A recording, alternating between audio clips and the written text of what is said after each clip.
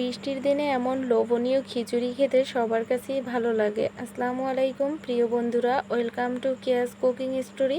আমি যেভাবে খিচুড়ি রান্না করি সেটাই আজকে তোমাদের সাথে শেয়ার করব। আজকে আমি মুরগির মাংস দিয়ে খিচুড়ি রান্না করব।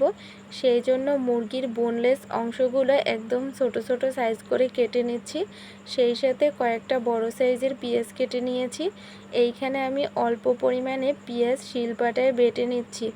খিচুড়ির জন্য 2 মগ পরিমাণে চিনি গুঁড়া পোলাওয়ের চাল, 1 মগ পরিমাণে মুগ ডাল পানি দিয়ে পরিষ্কার করে ভালোভাবে ধুয়ে নিয়ে একটা ঝাঁপির মধ্যে পানি ঝরানোর জন্য রেখে দিচ্ছি। এরপরে আমি মাংসটাও একটু ভালোভাবে ধুয়ে নিচ্ছি। মাটির চুলায় কড়াই বসিয়ে দিয়েছি। কড়াইতে পরিমাণ মতো রান্নার তেল দিয়েছি। গরম তেলে কয়েক টুকরো দারুচিনি, কয়েকটা গোটা এলাচ দিয়েছি। এর মধ্যে দিয়ে দিচ্ছি কয়েকটা কিউব করে রাখা পেঁয়াজ, দিয়ে দিচ্ছি কয়েকটা কাঁচামরিচের ফালি। নাড়ুনি দিয়ে 1-1.5 মিনিট নেড়ে চেড়ে নিয়েছি। সুন্দর একটা গন্ধ বের হয়েছে। এর মধ্যে দিয়ে দিচ্ছি শিলপাটায় বেটে রাখা মশলাগুলো। বাটা মশলার মধ্যে ছিল পেঁয়াজ বাটা, রসুন বাটা, আদা বাটা, সবগুলোই পরিমাণ মতো অ্যাড করে দিয়েছি। নাড়ুনি দিয়ে একটু নেড়ে দিয়েছি। এর পর্যায়ে দিয়ে দিচ্ছি 1 চামচ পরিমাণে হলুদের গুঁড়া। এবারে দিয়ে দিচ্ছি খিচুড়ির রেডিমেড মশলা। এটা আমি নিজ হাতে তৈরি করেছিলাম। সুন্দর করে নাড়ুনি দিয়ে মশলাটা কষিয়ে নিয়েছি। এর মধ্যে দিয়ে দিচ্ছি আগে থেকে রেডি করে রাখা মাংসের পিসগুলো। এগুলোর সাইজ একদমই ছোট ছিল, তাই আমি নাড়ুনি দিয়ে সুন্দর করে একটু নেড়েচেড়ে কষিয়ে নিচ্ছি। এর মধ্যে একটু অল্প পরিমাণে পানি অ্যাড করে নিচ্ছি।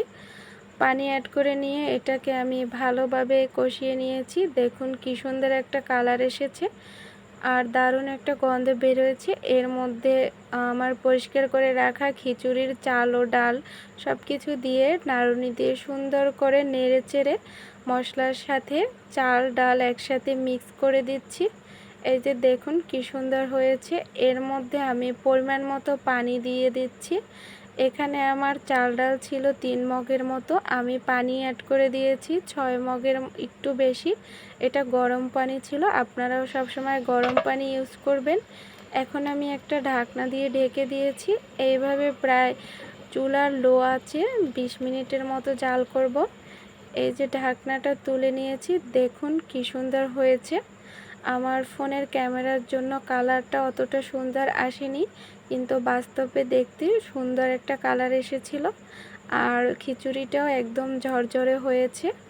এই যে দেখুন দারুণ একটা গন্ধ বের হয়েছে।